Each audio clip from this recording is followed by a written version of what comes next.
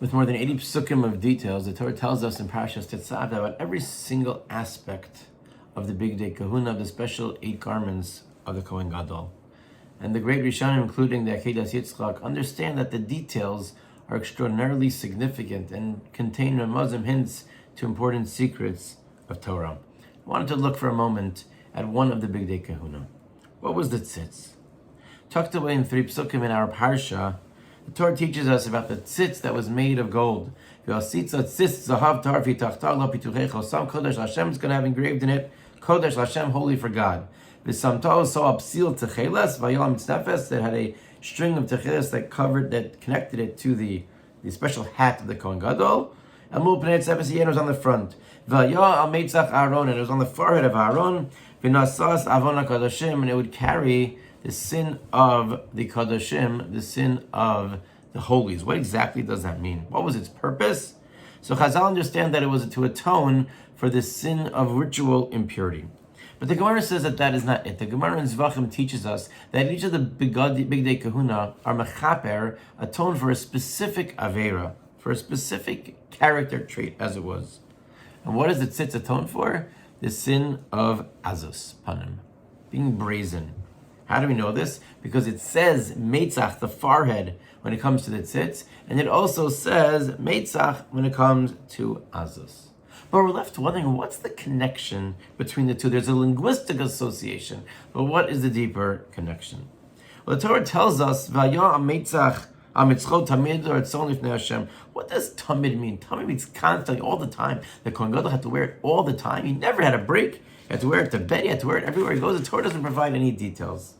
But the Gemara in Yuma does tell us the details, because the Gemara says that the Kohen Gadol is being warned that he can never forget that he's wearing the tzitz. Can't be mesiach das. Seems pretty straightforward, no? No. The Kohen Gadol was a tremendous tzaddik, a great Talmud Chacham. HaKohen HaGadol Me'achav, the greatest of the generation. He's involved in the avoda in the Beis HaMikdash. And while he is involved in the avoda, he's going to forget what he's doing? He's going to be thinking about other things? How is that possible? So the Gemara tells us that we learn from the tzitz that a person can't be mesiach das when he's wearing tefillin, which also goes on the forehead. Has anyone ever forgotten that they're wearing tefillin? May have happened once or twice. But if you ask a bar mitzvah boy, that first time you put on tefillin, are you ever going to forget that you're wearing tefillin? It's not possible. And I think that is the answer here as well.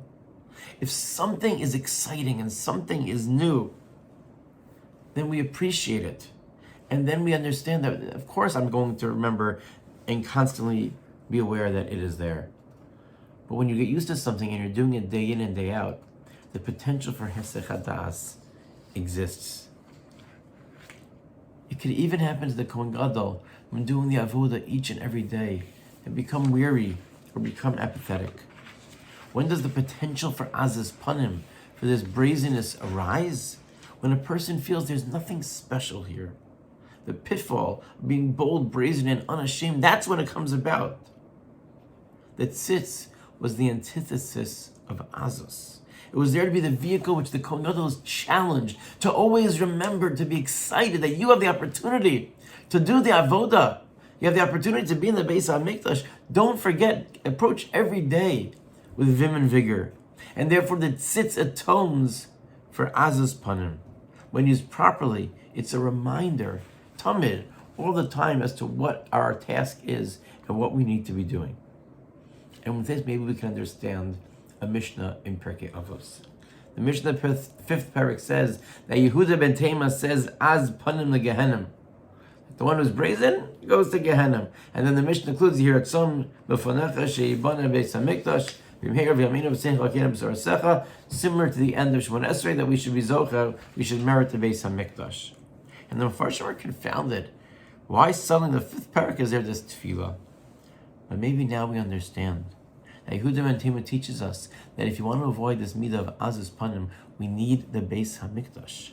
We need to have that Kohen Gadol who is there, because otherwise it is so difficult. It's a challenge that we have to go into shul each and every day and to be excited about it, and to be able to treat it as something just special, to have our relationships with the spouse, with the coworker, with children, with friends, and appreciate them, and not take it for granted. That is the challenge of Azaz Panim. And that's part of the opportunity that Purim has as well. We remember Zachar the Shabbos. We're going to remember what Amalek did. Why? Because when we remember things and we're cognizant of them, then we can appreciate the with Amalek, it was the antithesis. Amalek, they didn't care what happened to Klal Yisrael. They were brazen.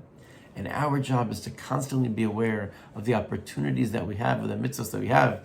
And then hopefully, here at Tzomah Fanacha Sheibana Beis HaMikdash, we have Yameinu V'Sein Chalkeinu B'Sorasa.